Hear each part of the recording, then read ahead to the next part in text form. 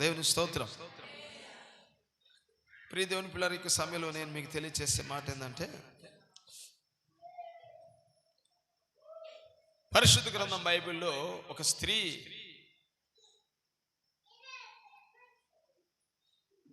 యోహాను సువార్త 4వ అధ్యాయంలో మనకు కనపడుతుంది. ఆమె సమరయ స్త్రీ అని రాయబడింది. పేరు రాయబడలేదు కదా, ఏం రాయబడింది? సమరయ స్త్రీ. చెప్పండి, ఏ స్త్రీ? నిజంగా నేను అనుకుంటాను ప్రియ దేవుని పిల్లరా, మొదటి ప్రేమ, మొదటి శ్వాసము, మొదటి భక్తి, మొదటి ఆత్మీయత, మొదటి దైవ సేవకులను ప్రేమించినట్లుగా, మొదటి దైవ సేవకులను మనం గౌరవించినట్లుగా, మొదటి దైవ సేవకులతో మనకున్న సంబంధాన్ని రాను రాను రాను రాను కొంతమంది వదిలిపెడతారు, దూరం అవుతారు, వదులుకుంటూ ఉంటారు. కారణం ఏంటంటే వారిలో చల్లారిన భక్తి, కోల్పోయిన ఆత్మీయత, మరలా లోకం వారికి దగ్గర అయ్యింది. ఇవన్నీ దూరం అయిపోతూ ఉంటాయి, ఆత్మ సంబంధమైన. ప్రియ దేవుని పిల్లలు కొద్ది కాలం భయపడతారు, తర్వాత భయాన్ని వదిలేస్తారు. ఏముందలే, ఎవరు చూశారులే, ఇవన్నీ జరిగినాయి అంటలే అనుకొని వెళ్ళిపోతూ ఉంటారు. కానీ నా ప్రియ దేవుని పిల్లరా, దేవుని వాక్యం చెప్తుంది, తన మనస్సును పట్టుకుని వాడు ధన్యుడు. దేవుని స్తోత్రం చెప్పండి. తన స్థితిని ఎరిగిన వాడు ధన్యుడు.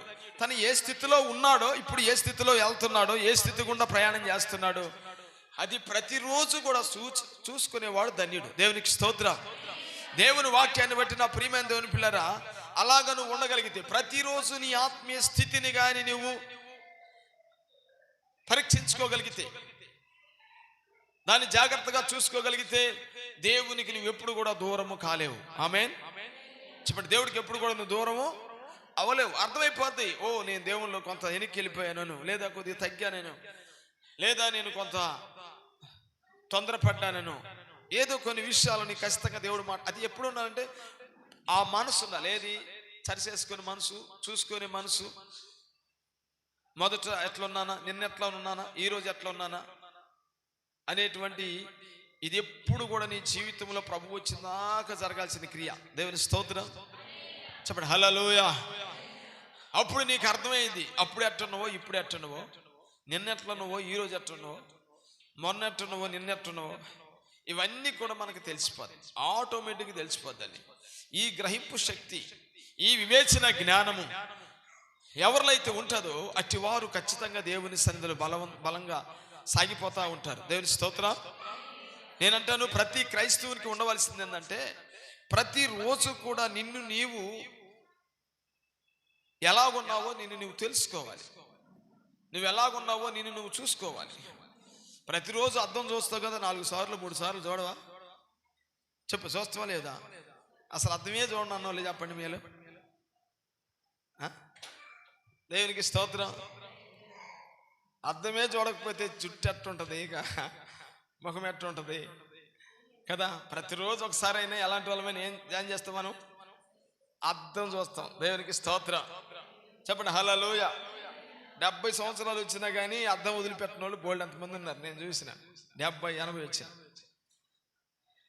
ఎందుకంటే వాళ్ళ కళ్ళు ఎలాగున్నాయో, ఆ ముఖం ఎలాగుందో, ఆ జుట్టు ఎలాగుందో, ఏదో ఒకటి చూసుకోవాలనే ఒక ఇది అన్నమాట. అలాగనే ప్రతిరోజు కూడా అద్దం చూసినట్లుగా దేవుడు మనం చూసుకున్నాం అనుకో, దేవుని వాక్యం ద్వారా దేవుడు చెప్పిన విషయాలలో మనలో ఏమి కొదువైనవి, ఏం తక్కువైనవి, ఎక్కడ తగ్గిపోయామనేది మనకు ఖచ్చితంగా అర్థం అవుతాయి. అర్థమైనప్పుడు వెంటనే రెండవది లోబడేది నేర్చుకోవాలి. ఏమి నేర్చుకోవాలి చెప్పండి? లోబడేది. వెంటనే లోబడటం అంటే అర్థమైంది, ఇది నీకు తప్పు అనిపించినప్పుడు ఒప్పుకొని దేవునికి లోబడి సరెండర్ అయిపోయి నువ్వు మరలా తిరిగి దేవుని స్థానంలో నిలబడటానికి ట్రై చేయాలి. దేవునికి స్తోత్రం చెప్పండి, హల్లెలూయా, హల్లెలూయా. ఈ సమయంలో నేను మీకు ఏం చెప్పాలనుకున్నా అంటే, పరిశుద్ధ గ్రంథం బైబిల్లో కొన్ని కుండలు ఉన్నాయి, చాలా కుండలు ఉన్నాయి, కానీ కొద్ది కుండలు ఉన్నాయి, కొన్ని కుండలు ఉన్నాయి. వాటి గురించి చెప్పాలని నేను అనుకుంటున్నాను. ప్రియ దేవుని పిల్లలు, బైబిల్ గ్రంథంలో చాలా చాలా కుండలు ఉన్నాయి. దేవునికి స్తోత్రం. మనం చూస్తే యోహాను సువార్త 4వ అధ్యాయంలో మనం చూస్తే, ఇక్కడ ఒక స్త్రీ ఉంది, సమరయ స్త్రీ. వస్తా కుండ తీసుకొచ్చింది. ఎందుకు తీసుకొచ్చింది? నీళ్లు పట్టుకొని పోదామని తీసుకొచ్చింది. చెప్పండి, దేని తీసుకుపోయింది? నీళ్లు తీసుకెళ్దామని వచ్చింది. కుండని నీళ్లు తీసుకెళ్దామని వచ్చింది. మధ్యాహ్నం, మిట్ట మధ్యాహ్నం. యేసుక్రీస్తు వారు కూడా అదే సమయానికి వచ్చారు. యేసయ్యతో ఆమెతో యేసయ్య మాట్లాడుతున్నారు. ఒకరితో ఒకరు మాట్లాడుకుంటూ ఉండగా చివరికి ప్రియ దేవుని పిల్లరా, జరిగినటువంటి విషయం ఏం తెలుసా? నీళ్లు తీసుకెళ్ళలేదు కానీ కుండ అక్కడ విడిచిపెట్టి వెళ్ళిపోయింది. దేవునికి స్తోత్రం. చెప్పండి, ఏం చేసింది?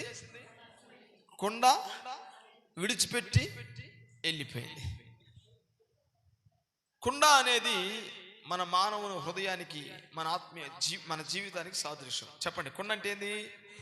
మన జీవితానికి, మన హృదయానికి సాదృశ్యంగా ఉంది. ఇప్పుడు ఆ కుండ దేనికి వస్తుందంటే, ప్రియ దేవుని పిల్లరా, ఆమెదో నీళ్లు తీసుకెళ్ళి ఆ టైం నీళ్లు తీసుకెళ్తారు, ఉదయం సాయంకాలం తీసుకెళ్తారు. కానీ మధ్యాహ్నం టీడీ ఎందుకు వస్తుందంటే, ఆమె ఆలోచన సరైనవి కాదు, ఆమె మనసు సరైనది కాదు, ఆమె జీవితం సరైనది కాదు. అందుకని ప్రియ దేవుని పిల్లరా, ఆ కుండ మీద వంకతో ఆ ప్రాంతానికి వచ్చి వెళ్ళిపోతూ ఉంటుంది. ఎవరు లేని సమయంలో వస్తుంది, వెళ్తూ ఉంటుంది. యేసు ప్రభు దగ్గరికి వచ్చి అంది. ఆయన అన్నాడు, అమ్మ నాకు నీళ్ళు ఇమ్మన్నాడు. ఆమె ఏముందంటే, మీరు యూదుల్లాగా ఉన్నారయ్యా, మేము సమరయులం కదా, మా నీళ్ళు మీరు తాగరు, మేము పోసే నీళ్ళు మీరు తాగరు, మీకు మాకు సాంగత్యం లేదు కదా, అసలు మీరు మాతో కలవరు కదా అన్నప్పుడు ఆయన అన్నాడు, నేను ఇచ్చి నీళ్లు తాగితే నువ్వు అన్నటికీ దప్పుకొని ఉన్నాడు. సరే, ఆ నీళ్ళు నాకు ఇయ్యండి, నీకు నేను నీళ్ళు ఇవ్వాలంటే మీ ఆయన తీసుకురమ్మన్నాడు. నాకు లేరయ్యా అంది. ఇదివరకు 5గురు ఉన్నాడు, ఇప్పుడున్నవాడు కూడా నీ వాడు కాదు అంటే 6గురు ఉన్నారు, కానీ ఎవరు కూడా పెళ్లి చేసుకున్న వాళ్ళు ఏమీ కాదు అని చెప్పాడు ఆయన. ఆ మాటకి ఆమె ఆశ్చర్యపోయి, అయ్యా నువ్వు ప్రవక్త అంది, తర్వాత మెస్సయ్యవా అంది. మాకు మెస్సయ్య వచ్చినప్పుడు ఇలాంటి విషయాలు తెలియజేస్తాడని మా పితరులు చెప్పారు అని. ఆ తర్వాత ఆయన నేను మెస్సయ్యనని పరిచయం చేసుకున్నాడు. అప్పుడు ఆ కుండను అక్కడ విడిచిపెట్టేసి ఆమె వెళ్ళిపోయింది. దేవుని స్తోత్రం. దాహం తీర్చుకోవాలి కదా, మంచినీళ్ళకి వచ్చింది ఆమె. మంచినీళ్ళు లేకుండా పరిగెత్తుకుని ఊళ్ళోకి వెళ్ళిపోయింది. ఎందుకని అంటే, ప్రియ దేవుని పిల్లరా, ఇక ఆ కుండతో ఆమె పని లేదు. ఆ కుండ దేనికి సంబంధించిందంటే, ఆమె పాప క్రియలను చేసేదానికి వాడుకునేటువంటి ఒక వంకతో పెట్టుకుని వచ్చేటువంటి కుండ అది. దాన్ని ఒక విధంగా చెప్పాలంటే పాపపు కుండ అనాలి. ఏం కుండ చెప్పండి, గట్టి చదువు. ఏం కుండ? ఏం కుండ? ఆ కుండను విడిచిపెట్టేసి వెళ్ళిపోయింది.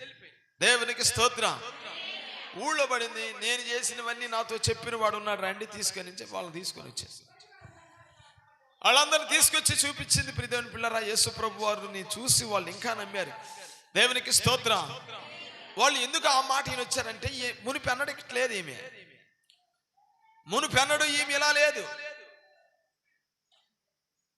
ఎప్పుడైతే యేసు ప్రభువారు ఆమెను దర్శించారో ఆమె జీవితం మారిపోయింది, మాటలు మారిపోయినాయి, క్రియలు మారిపోయినాయి, చూపు మారిపోయింది. జనాలందరికీ ఆశ్చర్యం ఏంటంటే, ఈమెందరూ మారిపోయింది, మాటలు మారిపోయినాయి ఏంటి, చూపులు మారిపోయినాయి ఏంటి, ఆలోచనలు మారిపోయినాయి ఏంటి, ఈ వ్యక్తేనా అనుకొని ఆ మాటని అందరూ కూడా వచ్చారు. దేవునికి స్తోత్రం. కనుక నా ప్రియమైన దేవుని పిల్లరా, వాళ్ళు చూసి ఆమె చెప్పిన దానికంటే ఎక్కువగా దేవుని దగ్గర తెలుసుకున్నారు. ఎందుకు ఈ మాట చెప్తానంటే, పరిశుద్ధ గ్రంథం బైబిల్లో చాలా కుండలు ఉన్నాయి. ఈమె ఆ కుండను అక్కడ విడిచిపెట్టి వెళ్ళిపోయింది. ఏం చేసి వెళ్ళిపోయింది? 29వ వచనమా, 28 చదువు. ఆ స్త్రీ తన కుండను విడిచిపెట్టి ఊరులోనికి వెళ్ళి, మీరు వచ్చి ఆ కుండను విడిచిపెట్టేసింది. దేవునికి స్తోత్రం. ఈ ఉదయకాల సమయంలో ప్రియ దేవుని పిల్లరా, మన దగ్గర ఉండకూడని కుండలు కొన్ని ఉన్నాయి, మనం ఉంచుకోకూడని కుండలు కొన్ని ఉన్నాయి. అర్థమైందా?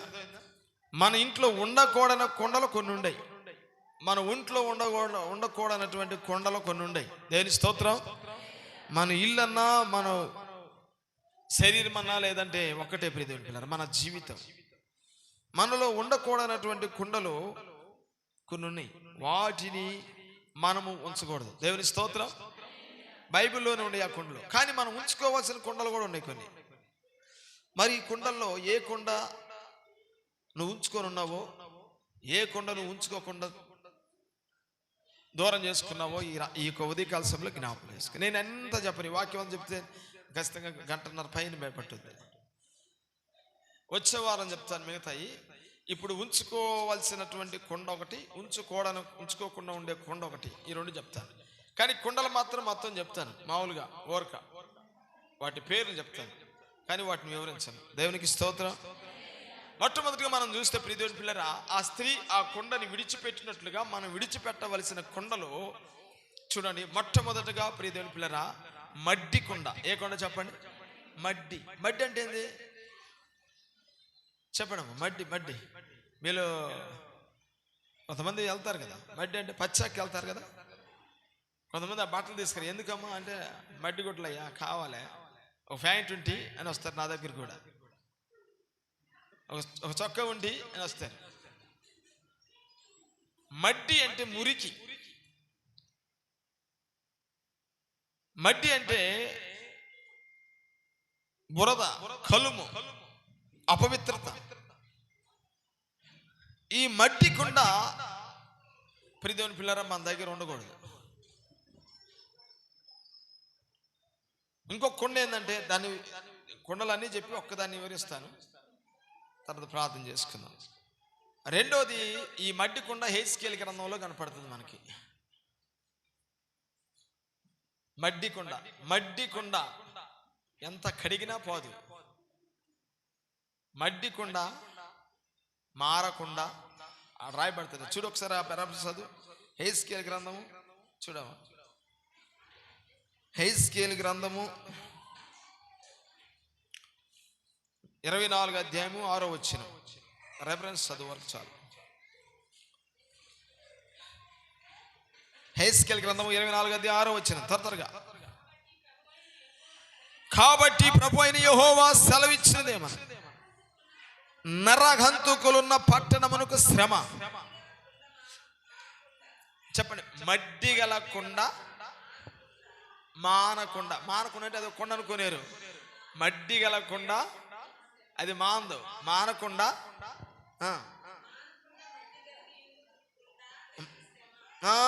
మానకుండా మడ్డి కొండ మానకుండా ఉండు మడ్డి కలిగిన కొండకి శ్రమ. ఇది మడ్డి గల కొండ. నా ప్రియమైన దేవుని పిల్లరా, ఈ కొండ కంట ఎప్పుడు కష్టాలే వస్తూ ఉంటాయి, శ్రమలే వస్తూ ఉంటాయి, బాధలే వస్తుంటాయి. దీన్ని వివరిస్తాను నేను తర్వాత, మీతో అని చెప్తున్నాను. ఈ కొండనే వివరిస్తాను, మొట్టమొదటి కొండ కదా. దేవునికి స్తోత్రం. రెండోది మనం చూస్తే విషపు కొండ. ఏ కొండ చెప్పండి? ఏ కొండ? కొండ అంటే మన హృదయము లేదా మన జీవితం. గుర్తుపెట్టుకోండి. దేవుని స్తోత్రం. విషముతో నింపబడినటువంటి కుండ. ఇది రాజుల గ్రంథంలో మనం చూస్తాం ప్రియులారా కదా. ఇది విషముతో నింపబడిన కుండ. కుండలో ముందు విషం లేదండి, వాళ్ళు మంచిగానే చేశారు. దాంట్లో కొన్ని కూరగాయలు వేసి వాళ్ళు అవన్నీ వేసి వండుతున్నప్పుడు అది లోపల విషం ఉంది. ఇది విషపు కుండ. ఇది కూడా మన ఇంటిలో కానీ మనలో కానీ ఉండకూడని కొండ. మూడోది మనం చూస్తే ఓటి కొండ. ఏ కొండ చెప్పండి? ఏ కొండ? ఇర్మియా 22:28 ఉంది అది. నేను వచ్చే వారం ఏం చెప్తాను. ఓటి కొండ. ఇది చాలా ప్రమాదమైన కొండ. ఏ కొండ చెప్పాలి గట్టిగా? ఏ కొండ? ఓటి కొండ. ఓటి కొండ. జాగ్రత్త, చేయి జారితే పగులుద్ది అది. అసలే ఓటిది. దేవుని స్తోత్రం. చెప్పండి, ఏంటిది అది? చేయి జారితే పగులుద్ది అసలే. ఓటుకుండా. ఇది అలిగేయకుండా. ఆమేన్, హల్లెలూయా. చాలా ఉండేది, తర్వాత చదువు. దేవునికి స్తోత్రం కలుగును గాక. ఇంకా తర్వాత మనం చూస్తే నాలుగోది ఒట్టి కొండ. ఏ కొండ అది? ఏమి ఉండదు కానీ మాటలు ఎక్కువ. ఆమేన్ చెప్పండి. ఏ కొండది? ఒట్టిదే. స్తోత్ర, హల్లెలూయా. ఒట్టి కొండ, ఏమీ ఉండదు. అది ఇష్టమో లేకపోతే ఏదో ఒకటి దాంట్లోనే ఉంది, కానీ ఇది అసలు ఏమీ లేదు. మట్టి, అది మట్టి అన్నట్టుకొని ఉంది. దీనికి అసలు ఏమీ లేదు, ఒట్టిదే. స్తోత్ర. రావటం పోవటం, ఇంకంతే. ఒక ప్రార్థన లేదు, ఒక పాట లేదు, ఒక వాక్యం లేదు, ఒక ఆరాధన లేదు, ఒక ఏమి. స్తోత్ర, హల్లెలూయా. కానీ తర్వాత చెప్తా దాని గురించి. ఈ 4 కుండలు ఇంకా ఉన్నాయి, కానీ ఈ 4 కుండలు మన కాడ ఉండనే కూడదు. మన ఇంట్లో కానీ, మన జీవితంలో, మన కుటుంబంలో ఈ కుండలు ఉండకూడదు. దేవుని స్తోత్రం. ఏ కుండ? ఒకటి మడ్డి కుండ, ఇషపు కుండ, ఓటి కుండ, ఒట్టి కుండ. దేవుని స్తోత్రం. ఆమె విడిచిపెట్టి వెళ్ళింది చూడండి, అలాగ మనం వాటిని విడిచిపెట్టాలి. స్తోత్రం చెప్తారా? మన దగ్గర ఉండవలసిన కుండలు ఉన్నాయి కదా, మన దగ్గర ఉండవలసిన కుండలు ప్రియ దేవుని పిల్లరా, ఒకటి నీళ్ల కుండ. ఏ కుండ ఉండాలా చెప్పండి? ఏ కుండ? నీళ్ల కుండ. రెండోది నూనె కుండ. ఏ కుండ? మూడోది పిండితో నింపబడిన, పిండి కలిగిన కుండ. పిండి కలిగిన కుండ. దేవునికి స్తోత్రం. ఈ మన జ్ఞాపం చేసుకోవాలి ప్రియుని పిల్లరా. ప్రభు చిత్తము రేపు వచ్చే ఆదివారము వీటన్నిటిని మనం ధ్యానిస్తాం, వీటిని మనం జ్ఞాపం చేసుకుంటాం. దేవుని స్తోత్రం. కాబట్టి ప్రియమైన దేవుని పిల్లరా, ఈ నీరు దేవుని సన్నిధిలో మనం చూస్తే, నీళ్ళు ఏం చేస్తాయి చెప్పండి? నీళ్ళు దేనికి? దాహమును తీర్చడానికి. చెప్పండి, దేనిది? దాహం తీర్చడానికి, బ్రతికించడానికి, జీవాన్ని ఇవ్వటానికి. నీరు ప్రతి జీవికి, ప్రతి వృక్షానికి, ప్రతి మనిషికి అవసరమైనటువంటిది. దేవునికి స్తోత్రం. నీరు లేకపోతే జీవము లేదు కదా. నీరు లేకపోతే జీవం లేదు. నీళ్లు ఉన్న కుండ అనేకులకి జీవాన్ని ఇచ్చేదిగా ఉంటుంది. దేవుని స్తోత్రం. అనేకులను బ్రతికిచ్చేదిగా ఉంటుంది. కాబట్టి ప్రియమైన దేవుని పిల్లల ప్రభు సన్నిధిలో జ్ఞాపం చేసుకుందాం. ఈ సమయంలో మనం జ్ఞాపం చేసుకోవాల్సినటువంటి, నేను మీకు చెప్పాను కదా, 7 కుండల్లో 3 మన దగ్గర ఉండవలసినవి, 4 మన దగ్గర ఉండకూడని కుండలు. మరి నేను చెప్తున్నప్పుడే నీకు అర్థమైంది ఏ కుండవో నువ్వు. దేవుని స్తోత్రం. నీ దగ్గర ఏ కుండ ఉందో, ఏ కుండను నువ్వు కలిగి ఉన్నావో, ఏ ఆత్మీయ జీవితాన్ని కలిగి ఉన్నావో నీకు అర్థమైపోద్ది. ఈ 7 ప్రియదేవుని పిల్లరా, మనం జ్ఞాపకం చేసుకున్నట్లయితే మడ్డి కుండ. ఏ కుండ చెప్పు? చదవండి ఇప్పుడు. హెస్కేలు గ్రంథము 24:6 వచ్చినాను. మళ్ళీ చదవండి. దీన్ని నేను జ్ఞాపకం చేసి, కాబట్టి ప్రభు అయిన యెహోవా సెలవిచ్చినదేమనగా, నరహంతకులున్న పట్టణమునకు శ్రమ, మడ్డి గలకుండా మానకుండా మడ్డి కలిగి ఉండుకుండా నీకు శ్రమ.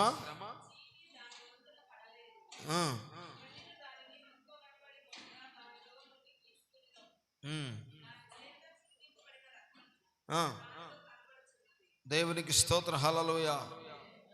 ఇశ్రాయేలుని గురించి ప్రవక్త అయినటువంటి హెస్కేల్ ద్వారా పలకబడినటువంటి మాటలు ప్రియదేవుని పిల్లారా.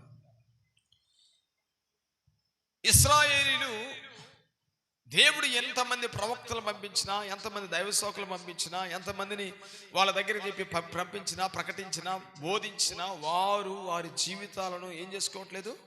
మార్చుకోవట్లేదు. చెప్పండి, ఏం చేసుకోవట్లేదు? మడ్డి కలిగిన కుండ అంటే అర్థం ఏం తెలుసా? ప్రియ దేవుని పిల్లరా, దేవుని సన్నిధిలోనే ఉంటాం, దేవుని మందిరంలోనే ఉంటాం, దేవుని సన్నిధికి వస్తూనే ఉంటాం, కానీ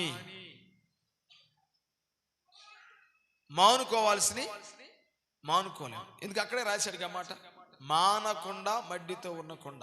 దేవునికి స్తోత్రం. మానుకో. మన జీవితంలో మన అలవాట్లు మానుకో, మన పద్ధతులు మానుకో, మన ఆచారాలు మానుకో. దేవునికి స్తోత్రం.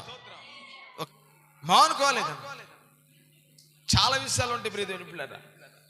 కొంతమంది ఆకు ఒక్క పువ్వు మానుకోరు, కొంతమంది బూతులు ఆడటం మానుకోరు, కొంతమంది అబద్ధాలు ఆడటం మానుకోరు, కానీ మందిరాన్ని ఎడవరు. మడ్డితో నింపబడిన కుండ అంటే పరిశుద్ధత లేకుండా ఉన్న కుండ.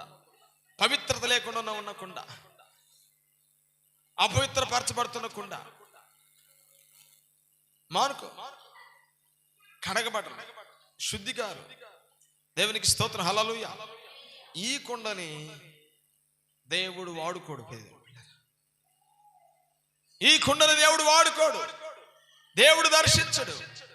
దేవుడు ఆ కుండ ద్వారా ఏ కార్యాన్ని చేయలేడు. ఎప్పుడైతే ఆ కుండ ఆ మడ్డి నుండి, ఆ మురికి నుండి, అపవిత్రత నుండి ఎప్పుడైతే మార్చబడి, శుద్ధి చేయబడి, కడగబడి, పవిత్రపరచబడి, తను తాను శుద్ధి చేసుకొని దేవుని సన్నిధిలో నిలుస్తుందో అప్పుడు ఆ కుండలోకి నీళ్ళు వస్తాయి, అప్పుడు ఆ కుండలోకి నూనె వస్తుంది, అప్పుడు ఆ కుండలోకి పిండి వస్తుంది. దేవునికి స్తోత్రం చెప్పండి గట్టిగా, హల్లెలూయా, హల్లెలూయా. నీరు ప్రార్థనా జీవితానికి, నూనె అభిషేకానికి, పిండి దేవుని వాక్యానికి సాదృశ్యం. దేవునికి స్తోత్రం. ఈ మూడు అనుభవాల చేత ఆ కుండ నింపబడి యోగ్యమైన, అర్హమైన పాత్రగా దేవుని సన్నిధిలో నిలుస్తుంది. ప్రియ దేవుని పిల్లారా, ఉదయకాల ఈ మధ్యాహ్న కాల సమయంలో ప్రియమైన దేవుని సంఘమా, సహోదరులారా, మట్టి కలిగిన కుండ ఉండకూడదు మన దగ్గర. ఏ కుండ ఉండకూడదు చెప్పండి? ఏ కుండ ఉండకూడదు? నువ్వు మట్టి కలిగిన కుండవే, నీళ్లతో నింపబడిన కుండవే. దేవుని స్తోత్రం. మట్టి కలిగిన కుండ శ్రమ. చాలా మంది చెప్తారు, అయ్యా ఎంత ప్రార్థన చేసినా నాకున్న బాధ పోవట్లేదయ్యా, ఎంత ప్రార్థన చేసినా నాకున్న సమస్య తీరట్లేదయ్యా, ఎంత ప్రార్థన చేసినా. రెండు నేను చెప్తాను. ఒకటి, నీ సమస్య కంటే నీ ప్రార్థన తక్కువగా ఉంది. నీ సమస్యను అధిగమించే ప్రార్థన నువ్వు చేయలేకపోతాను, ఒకటి. ఇంకొకటి ఏంటంటే నీలో మడ్డితనం ఉంది, అది పోవాలా. దేవుని స్తోత్రం. అందుకే శ్రమ. చెప్పండి ఏంటది? లోబడిన పిల్లలకు కూడా శ్రమే. చెప్పండి, లోబడిన పిల్లలకు కూడా శ్రమ. కాబట్టి నా ప్రియమైన దేవుని పిల్లరా, ఎప్పుడైతే నీ జీవితంలో నీవు ఆ మడ్డితనం నుండి దేవుని తట్టు మళ్ళతావో, మానుకుంటావో, తిరుగుతావో, శుద్ధి చేయబడతావు, కడగబడతావు, దేవుని సన్నిధిలో నిలబడతావు, ఆటోమేటిక్గా నీలోనికి దేవుని యొక్క కృప, దేవుని యొక్క సన్నిధి, దేవుని మహిమ, ఆయన ప్రసన్నత నీ మీద ప్రజ్వలిస్తూ ఉంటుంది, తాకుతూ ఉంటుంది, దర్శిస్తూ ఉంటుంది, మీదకి వస్తూ ఉంటుంది. దేవునికి స్తోత్రం. చెప్పండి హల్లెలూయా, హల్లెలూయా, హల్లెలూయా. ఒకసారి నేను దేవుడిని సన్నిధిలో అడిగాను, ప్రియ దేవుని పిల్లలు. ఏమడిగానంటయ్యా, దైవ సేవకులు కొంతమంది మంచిగా బలంగా వాడబడుతుంటారు, కొంతమంది ఎందుకయ్యా వాళ్ళు టాలెంట్గా ఉన్నారు, అన్నీ ఉన్నాయి, కానీ కొంతమంది బలంగా వాడబడలేకపోతున్నారు, బలమైన పరిచర్య చేయలేకపోతున్నారు అంటే దేవుడు ఒకే మాట చెప్పాడు.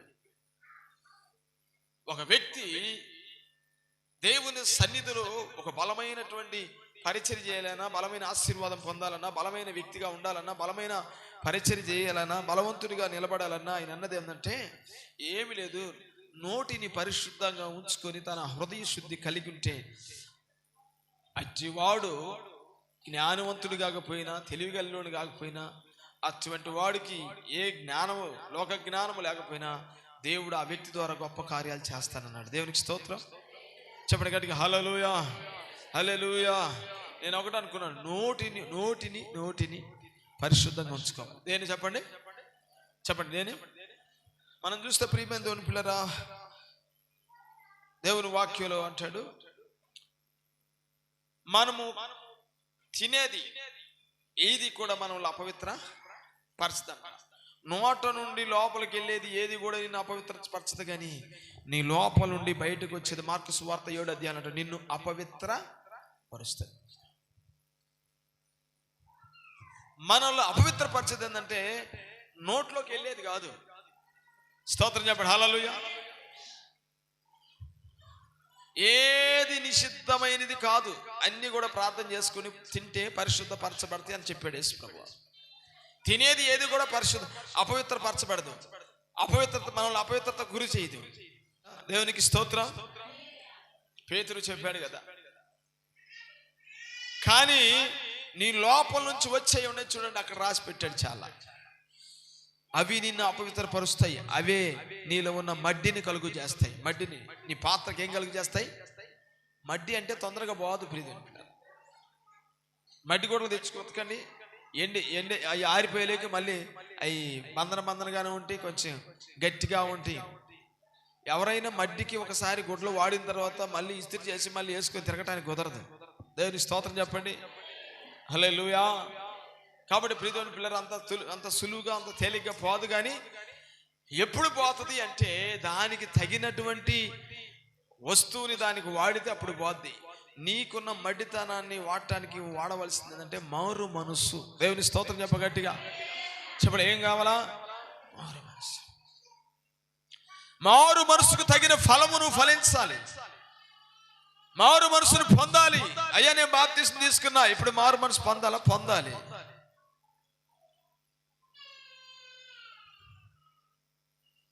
బాప్తిస్మము నీ పాప క్షమాపణ నిమిత్తమై నువ్వు పొందినటువంటి ఒక నీతి కార్యము. మారు మనస్సు అనేది ఒకసారితో పొంది అయిపోయేది కాదు. బాప్తిస్మం తీసుకున్న వాళ్ళు ఎంతమంది అబద్ధాలు ఆడటం లేదు? బలలో చేసే వాళ్ళు ఎంతమంది తగాదులు గొడవలు పెట్టుకోవట్లేదు? బాప్తిస్మం తీసుకొని బలలో చేస్తూ పరిశుద్ధాత్మను పొందినటువంటి వారు కూడా ఎంతమంది ప్రియదేవుని పిల్లరా అక్రమంగా మాట్లాడడం లేదు, అక్రమంగా ప్రవర్తించట్లేదు, అక్రమంగా జీవించట్లేదు. వీటన్ని విషయంలో మారు మనసు అక్కర్లేదా? చెప్పండి, మారు మనసు ఉండాలా లేదా? స్తోత్రం. హల్లెలూయా చెప్పండి. హల్లెలూయా హల్లెలూయా. మారు మనసు పొందాలి కదా ఒకటి విషయంలో. మళ్ళీ ఇంకోసారి బాప్తిస్మం తీసుకోమని దేవుడు అడగడు. ఒకసారి స్నానం చేశావు కాబట్టి కాళ్ళు కడుక్కోమంటాడు. కాళ్ళు అంటే ప్రవర్తన దిద్దుకోమంటాడు. దేవుని స్తోత్రం చెప్పాలి గట్టిగా. హల్లెలూయా. ఒకసారి నువ్వు కడగబడ్డావు కనుక, స్నానం చేసావు కనుక మరలా స్నానం అవసరం లేదు. పాత నిబంధనలు కానీ ఎన్నిసార్లు దారి తప్పితే అన్నిసార్లు మేకను బలిచ్చినట్టు కాకుండా అందరి కోసం ఒక్కసారి, అందరి కొరకు ఒక్కసారి ఆయన బలి అర్పించేశాడు. ఇంకా ఆ క్రియ అవసరం లేదు. ఇక దేవుని స్తోత్రం. మారు మనసు పొందాం, బాప్తిస్మం తీసుకున్నాం, క్రీస్తు ప్రభువుని అంగీకరించి రక్షణ పొందాం, రక్షణ కొరకైన మారు మనసు పొందాం. అయితే మన జీవితంలో మనకున్నటువంటి బలహీనతల నిమిత్తమై మనము మారు మనసు అనుభవం మనకు కావాలి. అదే మన పాదములు కడగబడుతూ ఉండాలి. పాదములు అనగా ప్రవర్తన శుద్ధి చేయబడతా ఉండాలి. దేవుని స్తోత్రం చెప్పగలిగా. హల్లెలూయా. కాబట్టి నా ప్రియమైన దేవుని పిల్లరా, మన ప్రవర్తన దిద్దుకోవాలి, ప్రవర్తన మార్చుకోవాలి. మన మాటని, మన చూపును, మన తలంపులు, మన క్రియలు, మన అన్నిటిని చేంజ్ చేసుకుంటూ ఉండాలి. స్తోత్రం. నేను చెప్పేది మీకు అర్థమైందా? ఒక ఆయన అన్నాడు, యేసు ప్రభు వారు ఒక మాట చెప్పాడయ్యా, నేను పరిశుద్ధుణ్ణి గనక మీరు కూడా పరిశుద్ధంగా ఉండండి అని చెప్పాడు. మనకి యాడ సాధ్యమైంది చెప్పు అన్నాడు. ఏమన్నాడు? మనకి ఎక్కడ కుదురుద్ది, మనకి ఎక్కడ సాధ్యమైంది? లోకంలో ఉన్నాం కదా, మనకి ఎట్ట కుదురుద్ది అన్నాడు. అసలు యేసు ప్రభు వారు మనము అలాగా ఉండలేకపోతే యేసు ప్రభు వారు ఆ మాట చెప్పేవాడు కాదు. అర్థమవుతుందా? దేవుని స్తోత్రం. నేను పరిశుద్ధుని కనుక మీరును పరిశుద్ధంగా ఉండండి అని చెప్పాడంటే మనం కూడా ఉండడానికి 100% అవకాశాలు ఉన్నవి అని చెప్పాడు. దేవుని స్తోత్రం చెప్పండి. చెప్పరు కనుక. హల్లెలూయా హల్లెలూయా. బూతులు ఆడుకుండా ఉండలేవా? అబద్ధాలు ఆడుకుండా ఉండలేవా? పొగాకులు తినకుండా ఉండలేవా? మందు సిగరెట్ బ్యాంది దాక్కుండా ఉండలేవా? ఖచ్చితంగా ఉండొచ్చు. మనిషి కంటే ఏది కూడా మనిషిని మించిపోయేది ఏది లేదు భూమి మీద. దేవునికి స్తోత్రం. సమస్త అధికారము దేవుడు మనిషికి ఇచ్చాడు. ఆమెన్ చెప్పు గట్టిగా. నువ్వు ఏది బంధిస్తే అది బంధించబడుతుంది, ఏది ఇప్పితే అది ఇప్పబడుతుంది. ఆమెన్ చెప్పు గట్టిగా. ఆదాము చేతనే సమస్తమునకు పేర్లు పెట్టించినటువంటి దేవుడు, మహిమగల దేవుడు, మహోన్నతుడైన దేవుడు, సర్వ అధికారాన్ని దేవుడు మనకి ఇచ్చిండగా ప్రియ దేవుని పిల్లరా, ఏది మనకు అసాధ్యమైంది లేనే లేదని దేవుని వాక్యము స్పష్టంగా తెలియజేస్తుంది. నమ్ముట నీ వల్ల అయితే నమ్మువానికి సమస్తమును సాధ్యం అన్నాడా? కొద్దిగా సాధ్యం అవుతున్నాడు. చెప్పండి. సమస్తము సాధ్యం అంటే జ్వరం ఒక్కటేనా? చెప్పండి, జ్వరం ఒక్కటేనా? చనిపోయిన వారిని కూడా లేపొచ్చు. దేవుని స్తోత్రం. అంత గొప్ప దేవునికి నీ అలవాటు, నీ ఆలోచన, నీ క్రియలు, నీ మనసు, నీలో ఉన్నటువంటి ఆ మురికి, ఆ మడ్డి పెద్ద లెక్క. తీసేస్తాడా? తీసేయడా? చెప్పండి, తీసేయగలడా? తీసేయలేడా? మరి నువ్వేం చేయాలా? స్తోత్రం. ఏం చేయాలి చెప్పు? ఆయన పాదాలు పట్టుకొని దేవుని సన్నిధిలో ఒప్పుకొని విడిచిపెడితే దేవుని కనికరం నీ మీదకి వస్తుంది. జయించగల దేవుడు నీకు శక్తిని ఇస్తాడు. దేవుని స్తోత్రం. నిన్ను బలపరిచి నిన్ను దానికంటే కొంచెం హెచ్చుగా చేసి దానిని నీ పాదాల కిందకి తీసుకొచ్చి తొక్కి పడేస్తాడు. ఆమేన్. అర్థమవుతుందా? ప్రియ దేవుని పిల్లరా, ఇక సమయంలో మనం జ్ఞాపకం చేసుకోండి. ఈ మడ్డి కుండ మనకు శ్రమను తీసుకొస్తుంది, కానీ మనకి ఆశీర్వాదం కానీ ఏ మేలు కానీ ఏ దీవెన కానీ రానే రాదు. ఆమేన్. చెప్పండి హల్లెలూయా. అదే ఆత్మీయంగా మన హృదయాలు మడ్డితో నింపబడకూడదు. మడ్డి అనగా మార్పు లేనటువంటిది, మార్చుకోనటువంటిది, మారకుండా ఉండే జీవితం. దీన్ని విడిచిపెట్టేసి మనం మారు మనసు పొందాలి. దేవుని స్తోత్రం కలుగును గాక. అంటాడు కదా, మొదట నీకున్న ప్రేమను విడిచితివి, నువ్వు మారు మనసు పొంది మరలా మొదటి క్రియలు చెయ్యి, లేకపోతే శ్రమ. దేవునికి స్తోత్రం. కాబట్టి ప్రభునందు నా ప్రియ దేవుని పిల్లలు, కొంతమంది జీవితాల్లో కూడా మడితనం ఉంటుందండి. ఏముండదు? కొంతమంది ఆత్మ సంబంధమైన హృదయమే, గుండె కాదు, జీవితమే కాదు, మనుషులు కూడా కొంతమంది మడ్డితో నింపబడతా ఉంటారు. దేవునికి స్తోత్రం. హల్లెలూయా. మనం హృదయ శుద్ధి కలిగి ఉంటే మన దేహాన్ని కూడా శుభ్రంగా మనం ఉంచుకోగలుగుతాం, మన దేహాన్ని కూడా నీటిగా ఉంచుకోగలుగుతాం. స్తోత్రం. మన వస్త్రాలు, మన దేహము, మన ఇల్లు, మన వాకిళ్ళు అన్నీ మారిపోతాయి. ముందు ఇది శుద్ధంగా, ఇది శుభ్రంగా మారాలి, మడ్డి తొలగిపోవాలి. ఆమేన్. చెప్పండి హల్లెలూయా. ఇది మనం ఇంటిలో మన కాడ ఉండకూడని కొండ ఇది. దీన్ని విడిచిపెట్టాలి. ఆ స్త్రీ వదిలిపెట్టాలా, మనం కూడా దీన్ని ఏం చేసేయాలా? ఎవరికి వింటున్నారా? వినిపోవడానికి వచ్చారా, లేకపోతే మార్చుకొని ఒక మెట్టు ఎక్కదమని వచ్చారా? నేనైతే ఒక మెట్టు ఎక్కాలనుకుంటున్నాను. దేవుని స్తోత్రం. నేను అదే అడుగుతాను ప్రభువుని సన్నిధిలో, ప్రభువా నన్ను సంఘాన్ని ఒక మెట్టు ఎక్కించి, ఒక మెట్టు ఎక్కించి, ఆత్మీయ శిఖరం ఇంకొక మెట్టు ఎక్కించి, ఇంకొక మెట్టు ఎక్కించి ప్రభువా. స్తోత్రం. హల్లెలూయా. చెప్పండి హల్లెలూయా. 1 by 1 ఆ మెట్టుని ఎక్కించని అడుగుతాను. దేవుని సన్నిధిలో ప్రార్థనలు కూడా అలాగే చేస్తాయి. కాబట్టి ప్రభునందు ప్రియమైనది, ఇది వరక సంతోషించిపోవడానికి కాదు, కానీ ఈ వాక్యాన్ని మన జీవితాలకు తీసుకొని మనలను మార్చుకోవటానికి. ఆమేన్. మనలో ఉండవలసిన కుండ చెప్పాను కదా, నీళ్ల కుండ. ఏ కుండ? నీళ్ల కుండ. మార్కు సువార్త 14వ అధ్యాయము 13వ వచనంలో ఉంటుంది. స్తోత్రం. మార్కు సువార్త 14వ అధ్యాయం 23వ వచనం. వచ్చే వారం ఈ కొండలన్నింటి గురించి చెప్తాను. దేవుని చిత్తం. చదువు మార్కు సువార్త 14వ అధ్యాయం 13వ వచనం.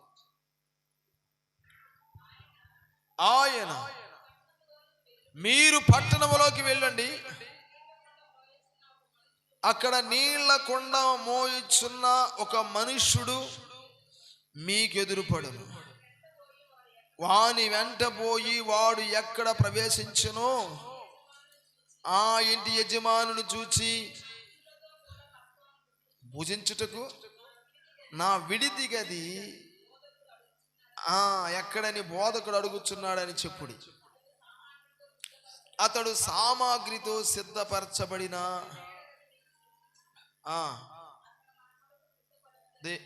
దేవునికి స్తోత్రం. హల్లెలూయా.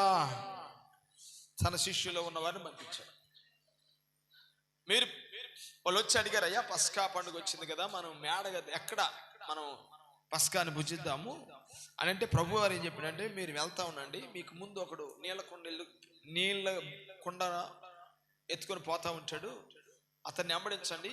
అతను ఏ ఇంటికి వెళ్తాడో ఆ ఇంట్లో యజమానికి అడగండి, మా బాధకుడు ఇలా అడుగుతున్నాడు, పస్కాను సిద్ధపరచడానికి ఎక్కడ అని అడగమన్నాడు అంటే, అతను చెప్తాడు, మీకు సామాగ్రి కలిగినటువంటి ఒక మేడగదిలో ఒక గదిని చూపిస్తాడు, మీకు దాంట్లో మనకు సిద్ధపరచండి అని చెప్పాడు. దేవునికి స్తోత్రం. చెప్పండి గట్టిగా హల్లెలూయా. మేడగది ఉన్నతమైన అనుభవం. ప్రియ దేవుని పిల్లరా, ఉన్నతమైన అనుభవం మేడగది. నీళ్ల కుండ వాడిని అమ్మడించమన్నాడు. గుర్తు ఏం చెప్పాడు చెప్పండి? నీళ్ల కుండ. నీళ్ళ కొండ వ్యక్తి, నీళ్లు కొండను పెట్టుకుని పోయే వ్యక్తిని మీరు వెంబడించాం. నీళ్లు కొండ మన దాహాన్ని తీరుస్తుంది, మన కోరికని, మన ఆశని తీరుస్తుంది, మన దప్పికి తీరుస్తుంది. ప్రియదేవుని పిల్ల, దేవునికి స్తోత్రం. మనం ఏదైతే దాని అర్థం ఏంటంటే, మనకి ఏది కావాలో అది ఆ కొండ కలిగిన వాడిని వెంబడిస్తే మీకు అక్కడ ద్వారాలు తెరవబడతాయి అని చెప్పాడు. దేవుని స్తోత్రం. ఆ నీళ్లు కొండగలిగిన వాడిని వెంబడించాడు, అలాగని అడిగాడు. ఆయన ఒక మేడగా చూపించాడు. అక్కడ సామాగ్రితో ఉంది. సామాగ్రి అంటే వస్తువులు అన్నమాట. వాళ్ళకి కావలసిన ప్రతి ఉపకరణము ఆ స్థలంలో, ఆ మేడగదులు సిద్ధపరచబడింది. దేవునికి స్తోత్రం కలుగును గాక. ఎవరిని వెంబడించమన్నాడు? నీళ్ళ కుండ. అందుకే చెప్పాను కదా, నీళ్లు దప్పికి తీరుస్తాయి, దాహం తీరుస్తాయి, మన ప్రాణాన్ని, జీవాన్ని మనకిస్తాయి. దేవునికి స్తోత్రం. పరిశుద్ధ గ్రంథం బైబిల్లో మనం చూస్తే, ప్రియ దేవుని పిల్లరా, ఎలియాజరు ఒక మాట అనుకున్నాడు. ఏ అమ్మాయి అయితే నాకును నా ఒంటిలికిను నీళ్లు పోస్తుందో ఆ అమ్మాయే నా యజమానుడి కుమారుడికి భార్య. స్తోత్రం, హల్లెలూయా. ఎందుకు నీళ్లతో ముడిపెట్టుకున్నాడు? అలాగని వచ్చాడు. అడకరాంగలోనే ఒక ఆమె కడవ తీసుకొని వస్తుంది నీళ్ల కోసం. రిబ్కా వచ్చి ఈయన ఏవైతే అనుకున్నాడో ఆమె అదే అడిగింది. అలాగని నీళ్లు తోడి పోసింది. ఆ తర్వాత తన ఇంటికి తీసుకెళ్ళిపోయింది. దేవునికి స్తోత్రం. సైన్స్ ప్రకారంగా మనం చూస్తే, ప్రియ దేవుని పిల్లరా, ఒక ఒంటె తాగే నీళ్లు ఇంచుమించుగా ఒక 3 నెలల నుంచి 6 నెలల వరకు సరిపోయే నీళ్లు తాగుద్దంట ఒక ఒంటె. ఒకసారి ఒంటి నీళ్లు తాగితే 3 నెలల వరకు పైనే, దాదాపుగా 3 నుంచి 6 నెలల వరకు అది మరలా మంచిని తాగాల్సిన అవసరత ఉండదంట. మీరు అక్కడ మనం ఆలోచిస్తే, ప్రియ దేవుని పిల్లరా, ఎన్ని నీళ్లు చేతిపోసి ఉంటుంది ఆ ఒంట్లకి. దేవునికి స్తోత్రం. చెప్పండి హల్లెలూయా. ఎన్ని నీళ్లు చేతిపోసి ఉంటుంది. వాళ్ళందరికీ నీళ్ళు ఇచ్చి ఆ ఒంటిలన్నిటికీ నీళ్లు పోపిస్తే, ప్రియ దేవుని పిల్లరా, దేవుడు చిత్తములో ఏదైతే ఎలియాజరు అనుకున్నాడో ఆ ఉద్దేశాన్ని, ఆ చిత్తాన్ని మొత్తం నెరవేర్చినటువంటి ఆ స్త్రీ ఆ నీటి ద్వారానే దాని యొక్క గుర్తు, రుజువు కలిగింది. దేవునికి స్తోత్రం. దానిని బట్టి అనుకున్నాడు, ఈమె ఆ యజమానుడి కుమారునికి భార్య. అంటే దాని అర్థం ఏంటంటే, ప్రియ దేవుని పిల్లరా, అన్ని నీళ్లు పోసిన ఆమెలో మొట్టమొదటిగా ఆయన చూసింది ఏంటంటే, దాతృత్వమే కాదు కానీ శ్రమపడేటువంటి మనసు చూశాడు. ఏం చూశాడు? కష్టపడే మనసు చూశాడు. ఏం చూశాడు చెప్పండి? కష్టపడే మనసు. దేవునికి స్తోత్రం. కాబట్టి ప్రభునందు నా ప్రియ దేవుని పిల్లరా, ఆ నీళ్ళ కుండ అక్కడున్న వాళ్ళందరి దాహాలు తీర్చింది, ఒంటిలకి, మనుషులకి. ఆమేన్. చెప్పండి హల్లెలూయా. వాళ్ళు ఎక్కడి నుంచో ప్రయాణం చేసి వస్తున్నారు, పెద్దనారాములోకి వస్తున్నారు వాళ్ళు కదా. మెసొపొతామియాలో ఉన్నప్పుడు దేవుడు అబ్రహామును పిలిచాడు, తీసుకెళ్లి కానాన్లో పెట్టాడు. కానాన్లో నుంచి మళ్ళీ ఎక్కడికి వచ్చాడు? మళ్ళా ఆ ఒంటెలు తీసుకొని ఈ ప్రాంతానికి వచ్చాడు. దేవునికి స్తోత్రం. చెప్పండి హల్లెలూయా. పెద్దనారాము అనేటువంటి ప్రాంతంలోకి వచ్చాడు. అక్కడ రిబ్కా ఉంది. అంత దూరం ప్రయాణం చేసి వచ్చినటువంటి ఒంటెలకి, మనుషులకి, అందరికీ ఆ నీళ్లు కొండ ఉందగనక వారందరి దాహం తీర్చగలిగింది. దేవునికి స్తోత్రం. రిబ్కా దగ్గర ఏముంది చెప్పండి? ఏ కొండ ఉంది? చెప్పాలి గడిగి. ఏ కొండ ఉంది? నీళ్ల కొండ ఉంది. నీళ్ల కొండ ఉంటే ఏం జరిగింది తెలుసా? తన భవిష్యత్తులో అద్భుతమైన వాగ్దానాన్ని స్వతంత్రించుకుంది కదా. అబ్రహాము యొక్క వాగ్దానములో పాలిభాగస్తురాలైంది. తరతరాలకి భూమి ఉన్నంత వరకు నీ గర్భఫలము, నీ సంతానము, ఆ వృక్షము అది వ్యాపిస్తూనే ఉంటుంది అన్నటువంటి వాగ్దానాన్ని, ఆశీర్వాదాన్ని అనుభవించింది. దేవునికి స్తోత్రం. ఒక నీళ్ల కొండ వల్ల అబ్రహాము యొక్క వాగ్దానములో, ప్రియ దేవుని పిల్లరా, పాలిభాగస్తురాలైంది. చూడండి, మనం ఆది కాండంలో చూస్తే లాబాను అలాగనే వాళ్ళ నాన్న వాళ్ళిద్దరూ ఆమెను పంపిస్తూ ఒక మాట వాడతారు. చూడండి, 24వ అధ్యాయంలో 60 వచ్చింది అమ్మా, 60 చదువు. వారు రిబ్కాతో, నా సహోదరి, నువ్వు వేవేలకు తల్లి వగుదువుగాక. నీ సంతతి వారు తమ పగవారి గవిని స్వాధీనపరచుకుందురుగాకని ఆమెను దీవింపగా.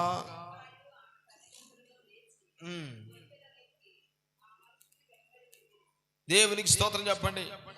అబ్రహాముకు కోడలవడం అంటే చిన్న విషయం కాదు ప్రియదేవుని పిల్లలు. అబ్రహాం ఎవరు? అబ్రహాము మూల పురుషుడు. ఆయన ద్వారానే అనేకమైనటువంటి జన్మలు వచ్చాయి, అనేక తరాలు వచ్చాయి, అనేక జాతులు వచ్చాయి. ఇస్మాయిల్ ద్వారా ముస్లిమ్స్ వస్తే, ఇస్సాకు ద్వారా యూదు జోడాస్ వచ్చారు, కెతూరా ద్వారా కొన్ని జాతులు వచ్చాయి. భూమి అంతా కూడా ఎక్కువగా అబ్రహాము సంతానంతోనే నింపబడిపోయింది. దేవునికి స్తోత్రం చెప్పండి. అబ్రహాం యొక్క జనరేషన్తో నింపబడింది ప్రపంచమంతా కూడా. దేవునికి స్తోత్రం. దేవుడు వాగ్దానం చేశాడు అబ్రహాముతో, ఇస్సాకు వలన ఇదే నీ సంతానం, శారా వలన పుట్టిందే నీ సంతానం, ఆకాశ నక్షత్రం వలె భూ ఇసుక రేణుల వలె నేను ఇది విస్తరింపజేస్తాను. ఈ వాగ్దానాన్ని ఎవరు స్వతంత్రించుకున్నారు అంటే రిబ్కా, నీళ్ల కొండే. దేవునికి స్తోత్రం చెప్పండి. ఆ వాగ్దానాన్ని పొందుకోవడానికి గల కారణం ఆమె చేతిలో నుండి తీసుకొచ్చి, నీలకొండ లేకపోతే ఎలియాజరు అనుకున్నటువంటి ఆ సూచన నెరవేరేది, అమ్మ విన్నారా, నెరవేరేది కాదు. దేవునికి స్తోత్రం. కాబట్టి యొక్క సమయంలో నా ప్రియమైన దేవుని పిల్లరా, నీ ఇంట్లో ఏముండాలా? నీలకొండ. నీలకొండ ఏం చేస్తుంది తెలుసా? అనేకులు బ్రతికిస్తుంది, వాగ్దానాలను స్వతంత్రించుకునేది. ఆమేన్ చెప్పండి హల్లెలూయా. కాబట్టి ప్రభునందు నా ప్రియమైన దేవుని పిల్లలు, ఇక సమయంలో మనం జ్ఞాపకం చేసుకుందాం. మన ఇంట్లో ఏముండాలా? మన ఇంట్లో ఏముండకూడదు చెప్పండి, ఏముండకూడదు? మట్టి కొండ. ఆమేన్ హల్లెలూయా చెప్పండి హల్లెలూయా హల్లెలూయా. కాబట్టి ఇక సమయంలో మనం జ్ఞాపకం చేసుకోవాల్సింది, మడ్డి కొండ మన దగ్గర ఉండనీయకూడదు, నీళ్ల కొండ మన దగ్గర ఉండాలి. ఆమేన్. తర్వాత దేవుని చిత్తం అయితే వచ్చే వారం అని చెప్తాం. ఇసుపు కొండ, ఒట్టి కొండ, ఓటి కొండ, అలాగే నూనె కొండ. నూనె కొండ చాలా అద్భుతమైనది ప్రియమైన, అద్భుతంగా ఉంటుంది అది నూనె కొండ. అలాగనే పిండితో ఉన్నటువంటి కొండ. దేవునికి స్తోత్రం. ఇవన్నీ మన హృదయానికి, మన ఆత్మీయ జీవితానికి సాదృశ్యాలు. అటు విధంగా ఈ వాక్యం నిజంగా మనం ఈ వాక్యాన్ని బట్టి మన వాళ్ళు మార్చుకోగలిగితే అద్భుతమైన దీవెన మనం పొందుతాం దేవుని దగ్గర. ఆమేన్. అందరూ లేచి నిలబడి ప్రభు సన్నిధిలో ప్రార్థన చేద్దాం. దేవునికి స్తోత్రం హల్లెలూయా. సభ్యులందరూ లేచి నిలబడి దేవుని సన్నిధిలో ప్రార్థన చేద్దాం. హల్లెలూయా. మీ స్తోత్రం స్తోత్రం స్తోత్రం.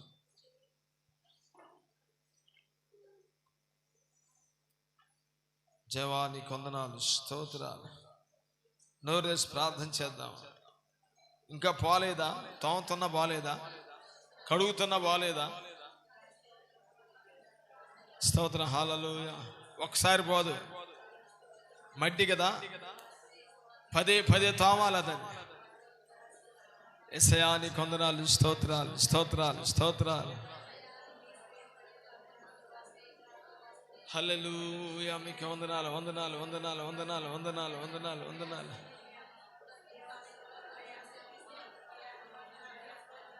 ఆ స్త్రీ తన పాపము కొరకై వాడుకుంటున్నటువంటి ఆ కొండనాడు విడిచిపెట్టి వెళ్ళిపోయింది. ఈరోజు కూడా ప్రియ దేవుని పిల్లరా, మన దగ్గర విడిచిపెట్టవలసిన కొండలు ఉన్నాయి. వాటిల్లో మట్టితో నింపబడిన కొండ ఒకటి ఉంది. దాన్ని తొలగిద్దాం, దాన్ని తీసేసుకుందాం ప్రియ దేవుని పిల్లరా. గ్లోరీ హల్లెలూయా. మీ స్తోత్రాలు స్తోత్రాలు స్తోత్రాలు.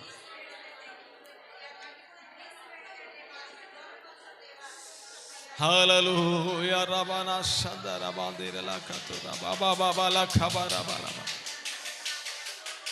యేసయ్యాని స్తోత్రయ స్తోత్రాలయ స్తోత్రాలయ స్తోత్రమయ.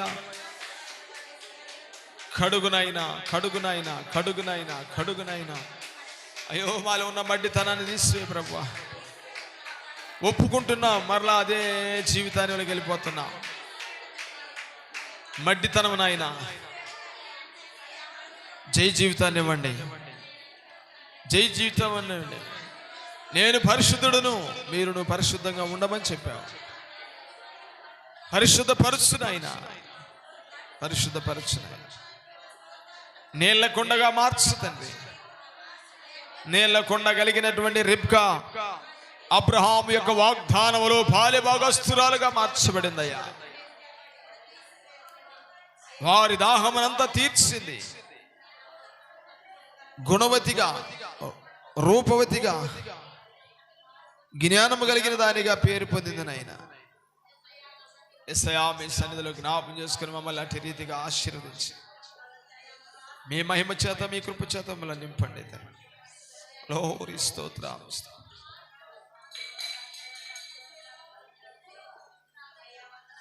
నా పరలోకపు తండ్రి, నా మంచి కుమ్మరి, నా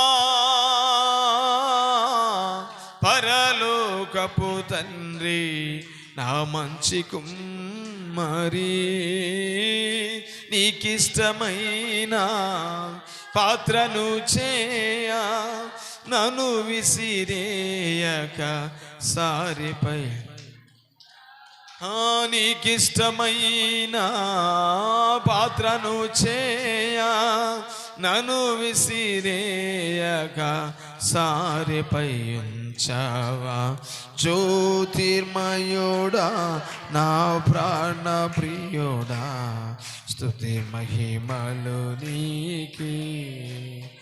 జ్యోతిర్మయుడా, నా ప్రాణ ప్రియుడా, స్తుతి మహిమలు నీ. దేవునికి స్తోత్రం.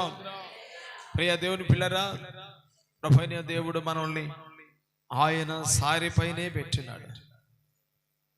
విడిపోయిన ప్రతిసారి మరొక నూతనమైన పాత్రగా చేయడానికి ఆయన ఇష్టపడుతున్నాడు. కానీ మడ్డి కలిగిన కుండలా ఉండబాకు. మడ్డి కలిగిన కుండ తన కుటుంబాన్ని రక్షించుకోలేదు, తాను రక్షించబడలేదు. ఎందుకంటే ఇది అపవిత్రతతో నింపబడుతుంది. ఆ కుండ అపవిత్రతతో నింపబడుతుంది, మురికితో నింపబడుతుంది, మాలిన్యముతో నింపబడుతుంది, లోకముతో నింపబడుతుంది. గ్రహింపు కలగాలి, తెలుసుకోవాలి, కంపేర్ చేసుకోవాలి. నేను మొదట ఎట్లా ఉన్నాను, ఇప్పుడు పరీక్షించుకోవాలి. యేసయ్యా, నీ స్తోత్రాలయ్యా. గ్రహించగలిగితే మార్చుకోవడానికి అవకాశం ఉంటుంది. ప్రియమైన ఈ రోజున చాలా మంది గ్రహింపు లేకనే మారలేకపోతున్నారు. పరీక్షించుకోలేకనే, పరీక్షించేది లేకనే, పరీక్షించుకునే అనుభవంలో నుంచి తొలగిపోయినందువల్లే అనేక మంది సరిచేయలేకపోతున్నారు, సరిచేసుకోలేకపోతున్నారు. కాబట్టి ప్రియులారా, ఈ సమయంలో అందరం కూడా జ్ఞాపకం చేసుకుందాం. దేవుని సందులో మనము నీటి కుండ వలె నింపబడి, నూనె కుండ వలె నింపబడి, పిండి కలిగిన కుండ వలె మనము నింపబడాలి. ప్రియమైన పిల్లరా, నూనె, నీళ్లు, పిండి ఇవన్నిటితో నింపబడాలంటే పైనున్న కుండ మారవాలి. మడ్డి కుండ మారాలి, ఇసుపు కుండ మారాలి,